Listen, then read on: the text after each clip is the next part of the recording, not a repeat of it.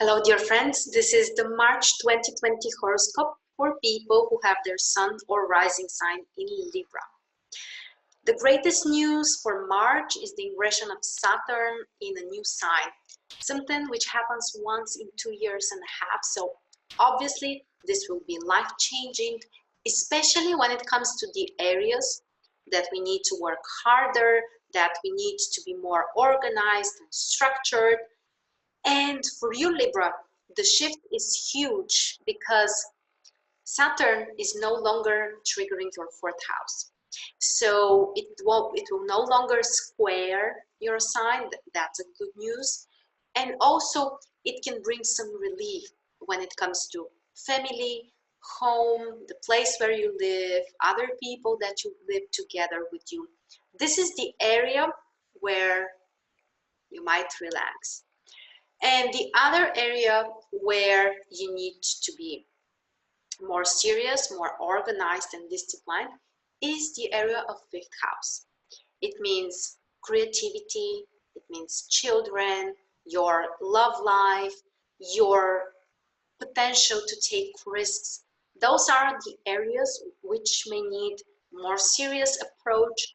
And this is also a time to think about, is there something unrealistic that you are expecting? Is there something that you need to be kind of more serious about? Maybe it's time to look more seriously when it comes to love, not to fly in the clouds, but instead to be more realistic, because Saturn doesn't like fluff. Saturn doesn't like empty expectations or promises. And yes, Saturn in fifth house might decrease the amount of potential partners, romantic partners especially, but the quality can be much higher. So there might be one or two options, but they will be quality options. And when it comes to children as well, maybe you need to ask yourself, do you need to change something? Is it time for you to have kids? Or maybe you need to take more care of them or spend more time with them. And of course, when it comes to creativity as well, do you need to materialize more your creative ideas? Do you need to put some kind of structure? Those are some of the questions that Saturn in your fifth house will bring you. But the good news is that while Saturn is in fifth house, it will be trining your sign. So those are two air signs, Libra and Aquarius, which are friends with each other. And even though Saturn in fifth house is not an easy position, it can still support you to get more serious about life, to get more responsible, and as we said, to set free of some potential illusions. The other important news, Mercury will turn direct. At the very beginning of the month, it's still retrograde, so for a while we need to be cautious with all kinds of planning, scheduling things, documents, traveling, and so on. But after the 9th of March, Mercury turns direct.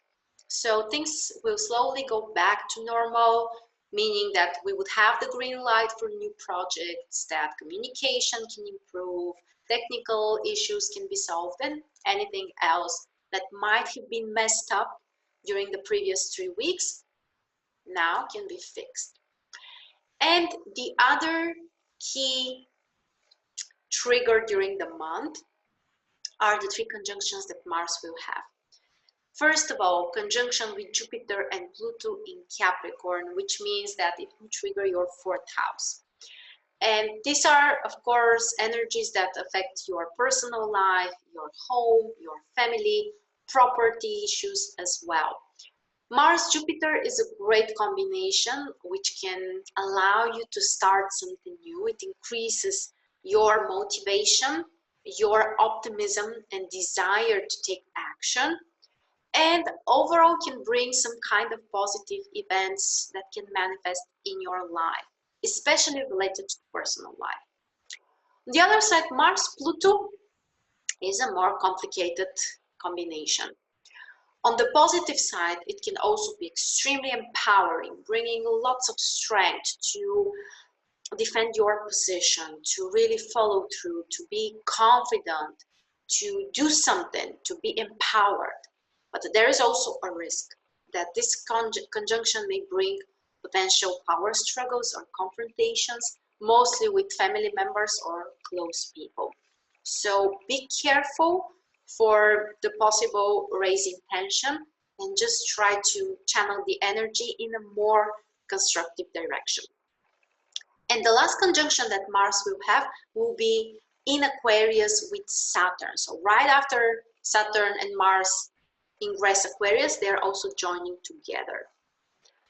Complicated combination because Mars and Saturn are not friends with each other. So we might expect some kind of struggles, limitations, challenges, especially when it comes to your personal life or your love life or kids or creativity.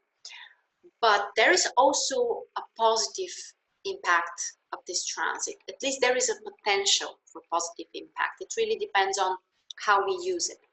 And if we use it in a logical, practical way, if we commit, if we follow through, if we work hard, this is a combination that can bring quite stable results, especially in your case when it comes to creativity, something that you want to do personally, something that you would love to do.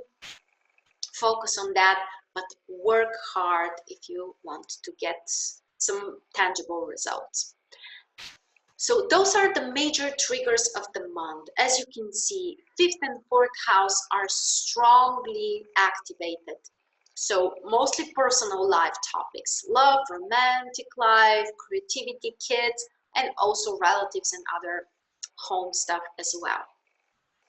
And I have also prepared for you a list with the most positive and most challenging days during the month, so you can plan according to that.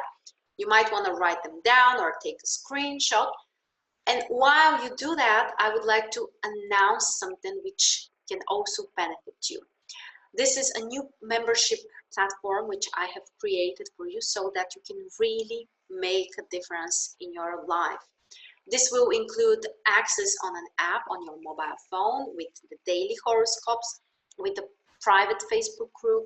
Also, those presentations, the monthly ones, would be available there as well as a PDFs, and some other options like monthly webinars or one-on-one sessions. I would love for you to join us and to make a change together. And if you're interested, if you're ready for this change, check the links below.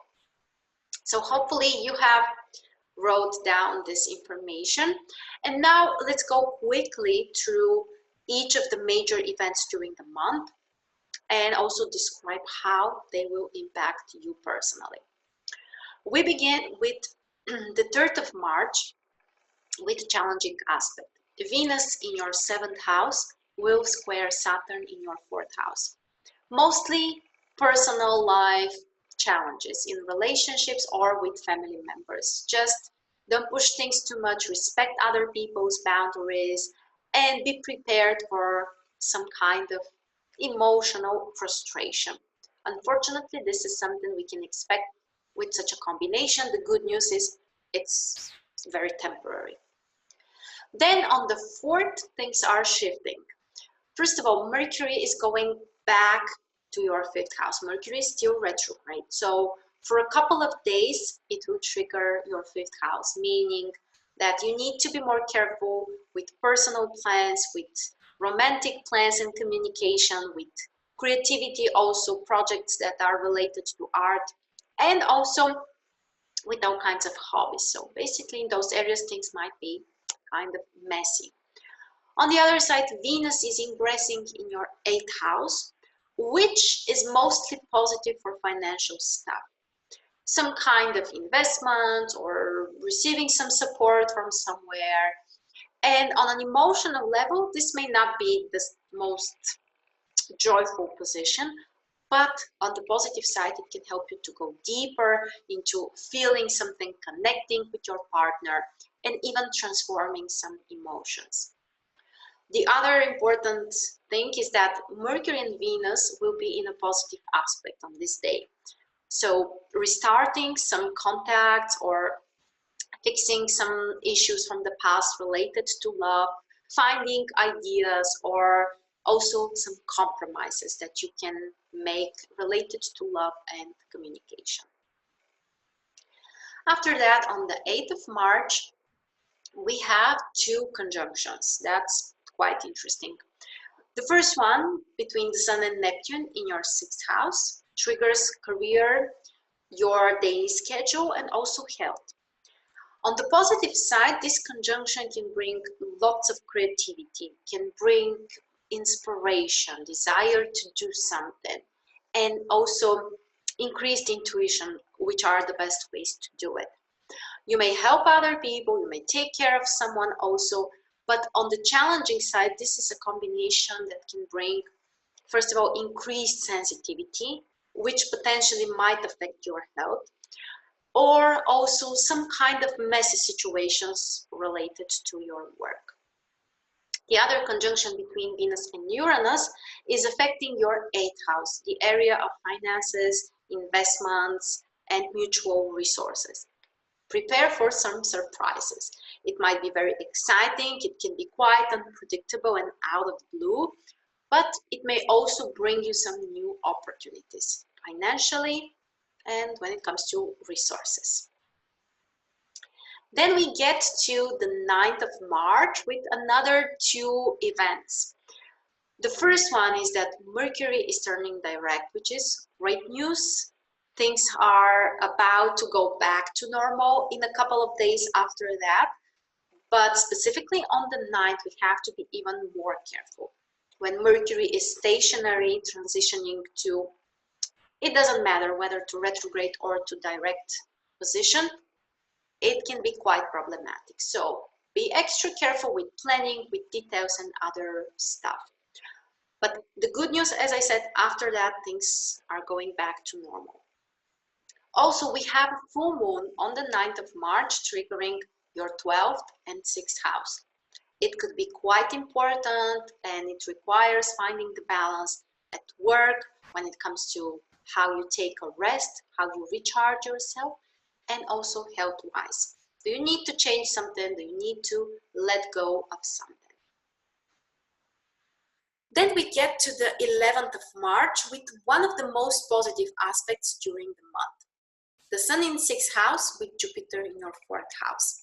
This is a great combination which can allow you to start something new related to your work, to be more empowered, more encouraged, to be more inspired to do something new.